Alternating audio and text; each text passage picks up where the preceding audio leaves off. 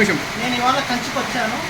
ఈ కంచిలో ఎక్కడ వసతి దొరుకుతుంది, ఫ్రీ సంబంధించినటువంటి హాస్టల్ రూమ్స్ ఇవన్నీ వెతుకుంటే నాకు ఆర్ఎస్ఎస్ ఒక వ్యక్తి ఫ్రీ హిందూ ధర్మశాల నడపడం జరుగుతూ ఉంది. నేను నిన్న రాత్రి ఇక్కడికి రావడం జరిగింది. ఇక్కడ నేను ఒక్కనే కాదు, చాలామంది తెలుగు వాళ్ళు ఇక్కడికి వస్తున్నారు, హిందీ వాళ్ళు వస్తున్నారు, మన రెండు రాష్ట్రాల్లో ఉన్నటువంటి తెలుగు వాళ్ళు కూడా ఇక్కడికి వస్తున్నారు.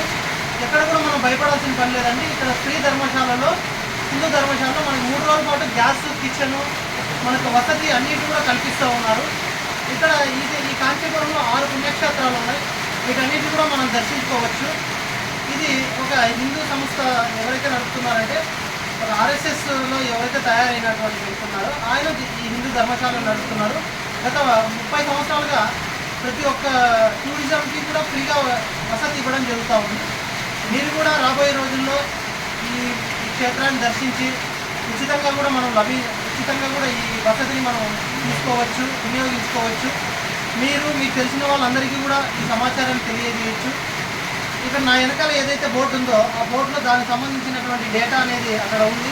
ఇక్కడ మన ఫోన్ నెంబరు, ఇక్కడ హిందూ ధర్మశాలకు సంబంధించినటువంటి అడ్రస్సు, నేరుగా ఆటో వాళ్ళకి కానీ మన బస్ స్టాండ్లో దిగినప్పుడు ఎవరికైతే కాల్ చేస్తామో ఆటో వ్యక్తి వచ్చి నేరుగా ఇక్కడ దింపడం జరుగుతుంది.